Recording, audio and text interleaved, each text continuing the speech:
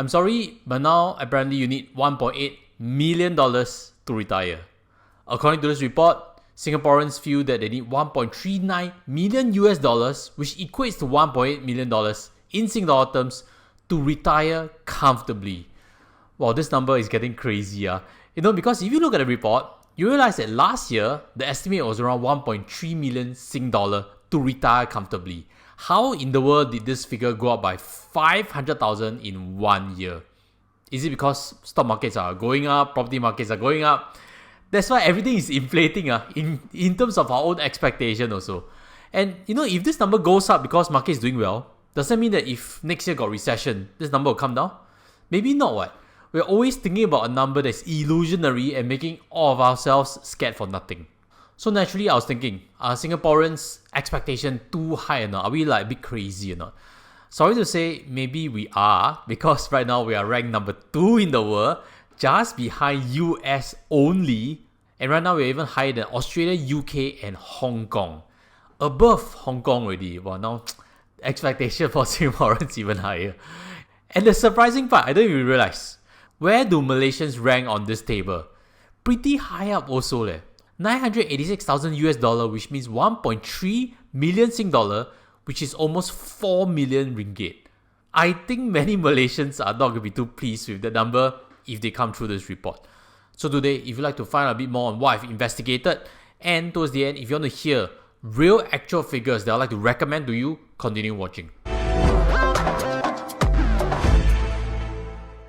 Hi guys, welcome back. As what I promised, I went to investigate this report, which is 45 pages long by HSBC.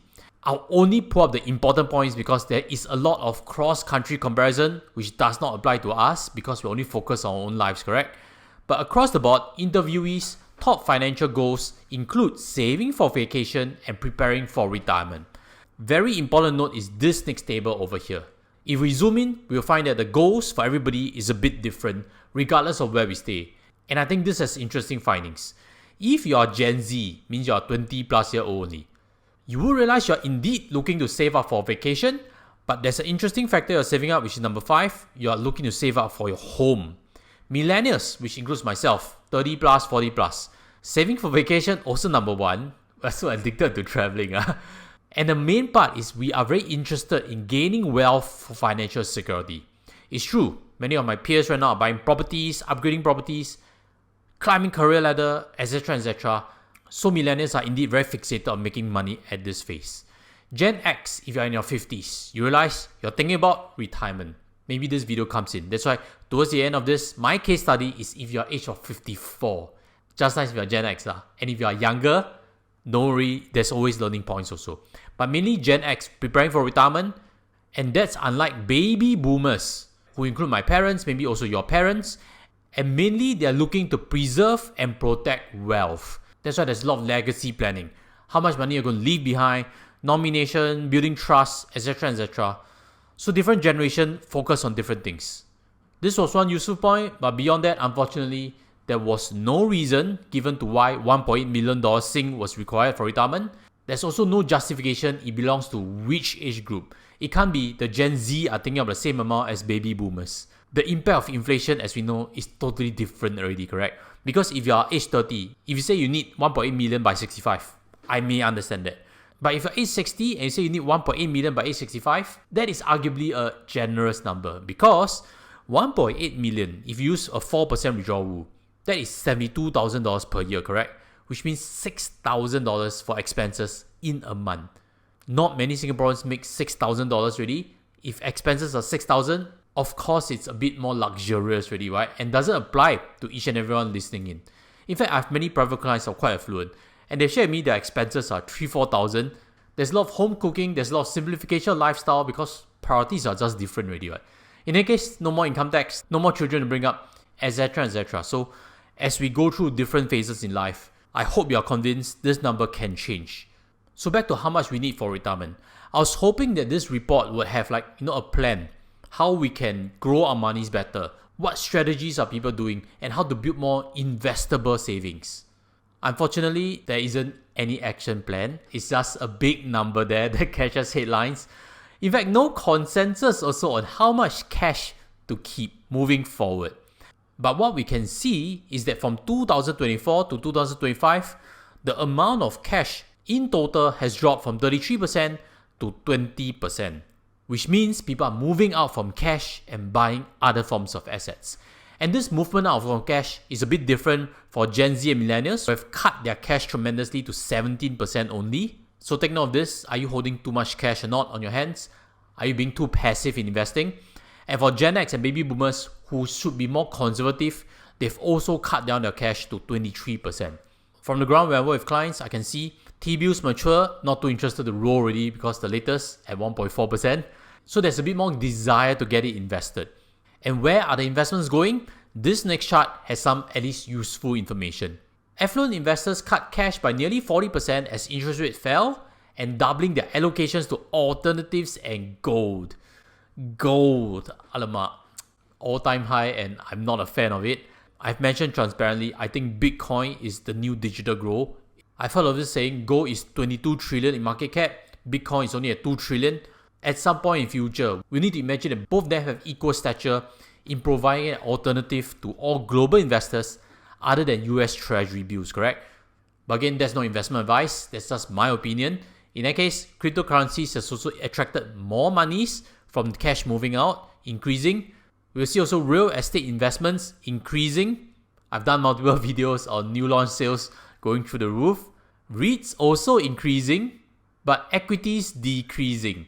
Not too sure why, but in any case, I'm always a big advocate of investing more. When you're young, invest more aggressively. You have a long timeline. Learn to go through markets ups and downs.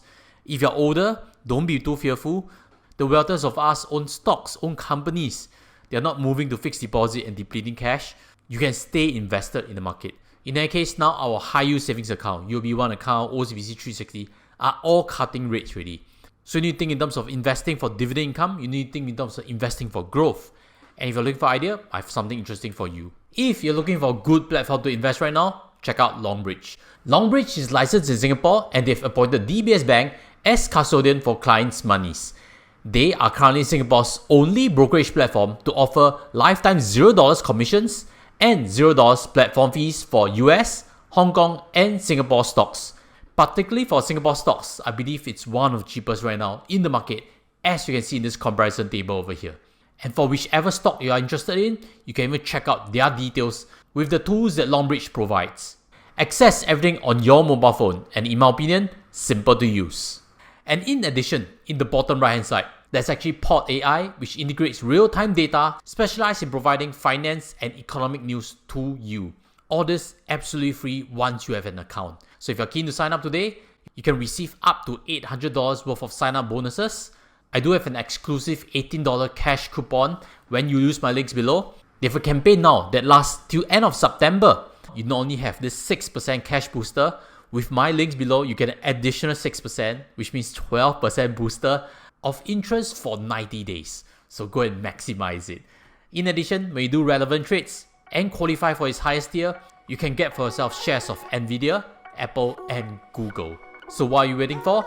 Sign up today with Longbridge using my referral codes below, and I'll see you inside too. Now back to the point of $1.8 million for retirement, correct? Now there are some problems if you think about this. Firstly, just as I mentioned, we didn't define which age group. If you're older, I'd like to say 1.8 million is a bit extravagant. And the second part is 1.8 million. It didn't mention whether it includes CPF or not. You may have a lot of monies in your CPF. And smash or subscribe. I'll be actually doing a follow-up video of someone who has more than $1 million in his CPF. I'll do a case study on it, and also subscribe so that when it's released, you get notified. And the third point, is this 1.8 million? Does it include debt into the picture or not? Because if you own a property and you have a lot of value inside, but the property is cash flow negative, can you retire? You cannot, what? You cannot take the war and eat, what? So cash flow again is what you need for retirement. If the property is negative cash flow, you are actually just compounding wealth for future. You cannot retire with that situation. So since you start me right to the end, let me share with you some solutions of how to think through, which is what I promised right at the start of this video. Now assume you're age of 54, next year 55, CPF will have some magic coming up. If you have full retirement sum, you may be able to access your OA, which means more liquid assets for you. Please don't go splurging. And if you're confused about how much you can retire, let me guide you with these few questions. The first, is, can you clear off your loans, or have you already cleared it off? If the answer is yes, then how much remaining balance is inside your CPF? Second question is, if you have enough in CPF and you have enough for enhanced retirement sum, congrats. That means you're going to get about 3,500 per month in terms of cash flow from 65 onwards. Later, I'll map it in for you. And the third question is, do you know how to invest? Do you know how to derive dividend income or not? If you're not sure, if you need advice, as always, look at my links below. I can guide you, I can build retirement plans for you, because this is what I like to show you as a first skeleton. If you're able to invest with 5% dividend rate, you would realize there's $1,000 of cash flow coming in for you. And if your CPF has enhanced retirement sum, that is 3,500. Does that mean from age 65 onwards, you have 4,500 worth you can consume? The answer is yes, correct? Very good one. But maybe you have aspirations for earlier retirement. Maybe you want to think in terms of cash flow. You want to have a bit more buffer so that if you want to splurge a bit more, take business class, it's okay also. So let me show you how I'll refine it even further. What if you can build an investment portfolio that you will draw down the moment you retire? I've covered bucket theory in previous episodes. I'll leave towards the end of this. And it's important to understand this because if you're willing to consume down some assets, not let it run to perpetuity, you realize you need far less. I've done the homework. I'll give you the answer. If you want to invest at 5% per annum and you want 3,000 per month for 10 years, age 55 to 65 before CPF Life pays out, you only need $283,000. 283,000?